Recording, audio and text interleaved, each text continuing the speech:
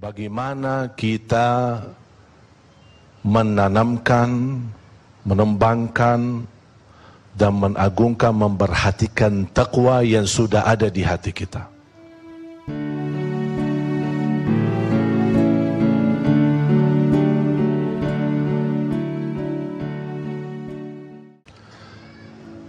Silahkan, ini tugas Bapak Ibu, pemirsa TV One dimanapun Anda berada. Mulai hari ini kita membuka ayat Al-Quran di mana ada kata muttaqin, kata ittaqullah, kasih tanda. Sebagaimana ayat yang saya baca, Al-Quran ini diturunkan tidak ada sedikit pun keraguan di dalamnya dan menjadi petunjuk bagi orang. Siapa ya Allah ini mereka? Aku ingin dapat petunjuk Al-Quran dan aku ingin menjadi seperti mereka, muttaqin. Apa yang harus saya lakukan? Sekarang tugas kita sesudah al-muttaqin berarti terapkan sifat mereka, amalkan sifat mereka. Hudal lil muttaqin, yang pertama, alladzina yu'minuna bil ghaib. Apapun yang gaib, zat Allah, surga, neraka, masalah kematian, dikubur, dan hal-hal yang kita tidak pernah nampak tapi kita percaya dan yakini karena itu berita dari Allah dan berita dari Rasul, bukan ramalan masa depan. Itu hakikah, bahkan ainul yaqin, dan yang kita semua akan menghadapinya satu demi satu. Jalan di atas sirat menuju surga dan di bawahnya neraka, kematian saja itu hak. Makanya tugas kita mengikuti sifat satu persatu. Alladzina yu'minuna bil ghaib wa yuqimuna salat.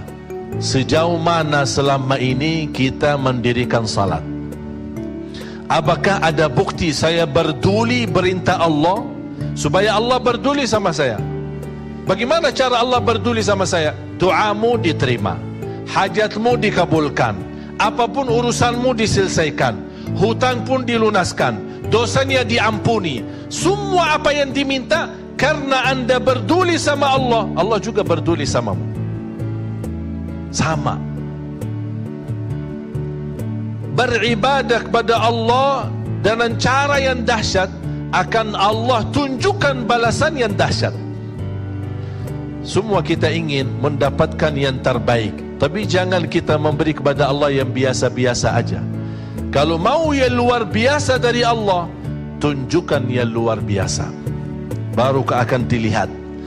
Makanya selama ini jubatannya diri, ketika ibu-ibu belanja di pasar atau belanja di Tanah Abang, gimana salat zuhurnya ditunda, atau pas mendengar azan tinggalkan segala belanjaan. Udah, tak ada yang lain. Aku berduli Allah. Bisa cari di mana bisa titip barang belanjaan tadi pagi.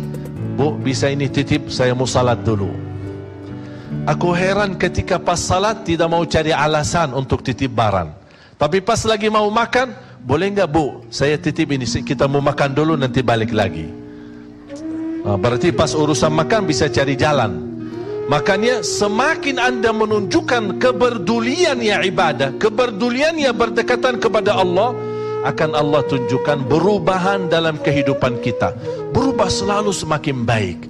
Kalau ada dalam kehidupan kita merasa ada sedikit masalah, galau, pusing, stres, jengkel di hati, perasaannya tidak enak, ku ada sikap perubahan akhlak istri, sikap perubahan suami kita, sikap perubahan anak-anak kita. Aduh, anak-anak saya dulu rajin baca Quran, rajin jaga salat, tiba-tiba suka ngamuk, suka marah, kayaknya hantu diganggu, kayaknya ada kesurupan, tolong dibacain. Itu udah ada kesurupan, tidak ada hantu, tidak ada apa-apa.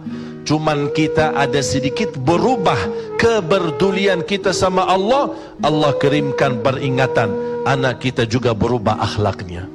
Barangkali sadar. Ulama dulu bukan menghitungkan dosa-dosa adalah berbuat buruk, meninggalkan takbiratul ihram bagi mereka dosa. Muhasabah diri, kenapa saya telat takbiratul ihram? Orang dulu ketika lupa melaksanakan sunnah qabliyah ba'diyah, dia bisa menangis. Ketika dia telat bangun waktu salat subuh, dia bisa sepanjang hari mendiamkan diri dan memohon ampun kepada Allah. Berapa kali kita tinggalkan salat? Berapa kali tertidur dari waktu salat? Berapa kali kita masbuk? Bahkan di masa dulu sampai Imam Ahmad Hanbali berkata, orang-orang yang meninggalkan sunnah witir, padahal witir sunnah, tapi meninggalkan sunnah witir tidak bisa sah saksinya, tidak bisa diterima jadi saksi. Makanya kalau orang dulu ada saksi nikah ditanya, inti jaga witir enggak? Kalau tidak jaga witir tidak bisa jadi saksi. Begitu luar biasa. Ini bagi mereka itu menghitungkan itu dosa kalau ditinggalkan, padahal hukum witir itu sunnah. Mengapa mereka memuliakan hal yang sunnah apalagi yang wajib? Karena mereka ingin menjadi orang yang bertakwa. Baca surah Ali Imran, وَسَارِعُوا إِلَى مَغْفِرَةٍ مِّن رَّبِّكُمْ وَجَنَّةٍ عَرْضُهَا السَّمَاوَاتُ وَالْأَرْضُ أُعِدَّتْ لِلْمُتَّقِينَ. Allah menawarkan segera kepada ampunan Allah, segera masuk surga Allah.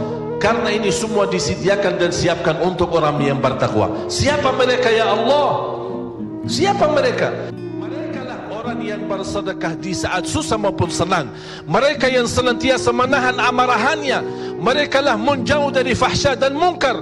Mereka yang menjaga perintah Allah dan menjauh dari larangan. Ada upaya, ada kerja keras, ada kemauan, benar-benar membuktikan cintaannya dan kepeduliannya kepada Allah, pasti tidak akan dikecewakan oleh Allah.